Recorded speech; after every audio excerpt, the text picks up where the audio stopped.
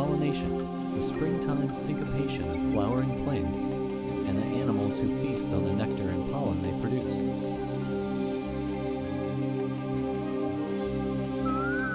Over millennia, pollinators like honeybees have evolved a well-timed dance with plants. But now, plants may be changing their tune. Spring green-up, when plants wake from winter and sprout leaves.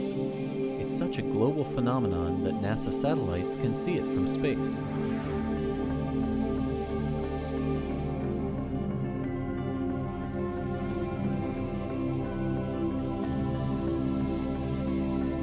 Sensors, such as MODIS on NASA's Aqua and Terra satellites, can show us how green our planet is throughout the year, and they've captured something strange. In the northern U.S., spring green-up is starting about a half day earlier each year. The likely cause? Our warming climate. But is pollination also moving earlier? The images can't detect individual flowers, so scientists have been left to guess until now. NASA research scientist Wayne Isaias spearheads a special team gathering data directly in the field. They're the honeybees in his Maryland backyard. Honeybees are great data collectors for understanding processes of pollination. Bees fly 2.5 miles in all directions to scout for bee forage and bring back pollen and nectar. And so therefore they sample a very large range of environments. By weighing the hives, Wayne can detect when nectar peaks and ebbs each year. During the winter, the hive loses weight as they eat the honey to feed the babies and keep warm. And then when plants start blooming in abundance, the hive starts gaining weight. It can gain a tremendous amount of weight. I've had a hive gain 25 pounds in one day.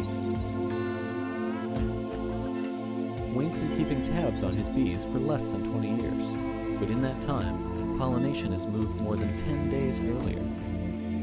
That's completely in sync with what the satellite data record shows, the world here getting greener earlier in the spring by about a half a day a year.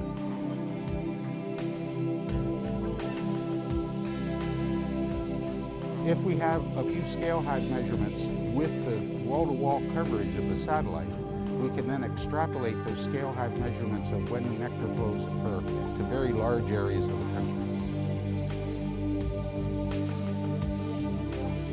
Now, to get a bee's eye perspective of how pollination is changing in very different environments, say deserts or mountains, Wayne's doing a little networking.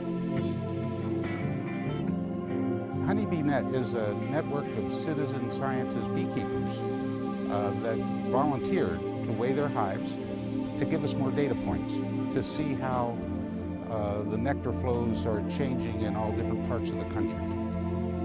If pollination dates keep creeping forward, plants and pollinators could move out of sync. Currently, young bees are able to grow and get out on the hunt by the time plants bloom. But if plants bloom before bees are ready, both miss out. The plants don't get pollinated, and the bees go hungry. But more than just bees might miss a meal. NASA satellites can help us understand how climate change might affect what's on our dinner table. Modern agriculture requires bees as part of the production. It's as mandatory for food production as is pieces of irrigation pipe and fuel for tractors. So if we're to understand the impact of climate change on our ecosystems, we must understand how this plant-pollinator interaction is being impacted by climate change.